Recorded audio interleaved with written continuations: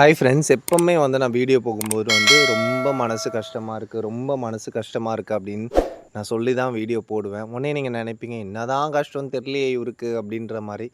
இல்லைங்க, அதாவது வந்து ஒருத்தரோட லைஃப்பில் வந்து ஒரு ஒரு ஒரு சில விஷயங்கள் வந்து அனுபவிக்கும் போது தான் நமக்கு தெரியும், ஏன் இவங்க வந்து இந்த மாதிரி பேசுகிறாங்க அப்படின்னு சொல்லிட்டு.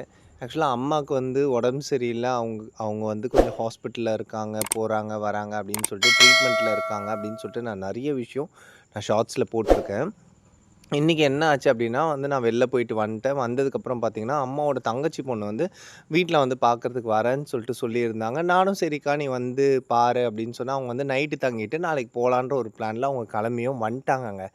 வந்து முக்கால்வாசி தூரம் வந்துட்டாங்க. நான் எப்போவுமே சொல்லியிருக்கேன். ஏன்னா வந்து நான் டவுன்லேருந்து கிட்டத்தட்ட ஒரு 3, 4 கிலோமீட்டர் தள்ளி இருக்கேன். ஷேர் ஆட்டோ, பஸ் எதுவுமே கிடையாது. அப்படின்போது வந்து நான் தான் பிக்கப் பண்ண போகணும் அப்படின்போது வந்து பார்த்திங்கன்னா, நான் வீட்டிலேருந்து கிளம்பும்போதே வந்து அம்மா என்ன சொல்லிட்டாங்க அப்படின்னா, ஏன் வராங்க?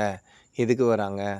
அதெல்லாம் எனக்கு ஒன்றும் கிடையாது. என்னை வந்து யாரும் பார்க்க வேணாம் அப்படின்ற மாரி அப்படியே ஒரு நெகட்டிவாவே ஒரு மாரி பேச ஆரம்பிச்சாங்க. அவங்க வந்தாங்கன்னா கூட என் பக்கத்தில வந்து பேசக்கூடாது அப்படி இப்படின்னு ஒரு மாரி சொன்னாங்க. அப்படின்போது வந்து எனக்கே ரொம்ப இதாயிடுச்சு.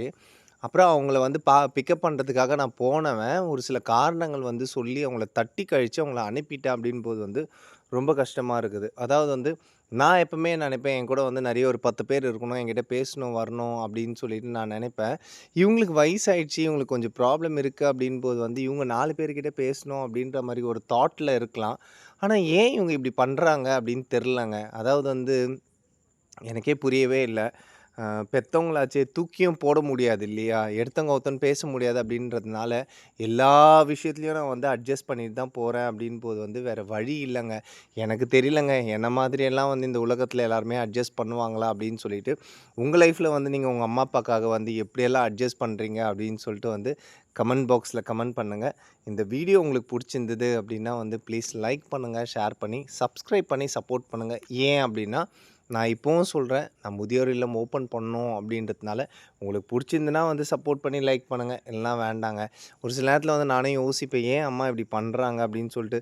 அதாவது வந்து ஒரு 60 வயசுக்கு மேல வந்து போயிடுச்சு அப்படின்னா, குழந்த மாரி ஆயிடுவாங்க அப்படின்றது வந்து இது உண்மையான விஷயங்க. ஏன்னா, எங்க அம்மா குழந்த மாரி தான் இருக்காங்க. அந்த குழந்தைய வந்து பொறந்த குழந்த பார்த்துக்கிற மாரி நான் பார்த்துக்கிறேன். தேங்க் யூங்க.